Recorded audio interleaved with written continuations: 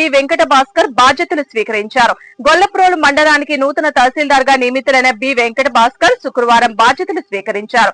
ఇంతకు ముందు ఆయన రాయవరం మండలంలో డిప్యూటీ తహసీల్దార్ గా విధులు నిర్వహించారు. ఇటీవల జరిగిన పదోన్నతిలో భాగంగా తహసీల్దార్ హోదాకు పదోన్నతి పొంది గొల్లప్రోలు మండలానికి నియమితులయ్యారు. బాధ్యతలు స్వీకరించిన అనంతరం రెవెన్యూ శాఖ అధికారులు, సిబ్బంది ఆయనకు శుభాకాంక్షలు తెలిపారు. మండల ప్రజలకు పారదర్శకంగా సమర్థవంతంగా సేవలందించేందుకు కృషి చేస్తానని ఈ సందర్భంగా వెంకట భాస్కర్ తెలిపారు.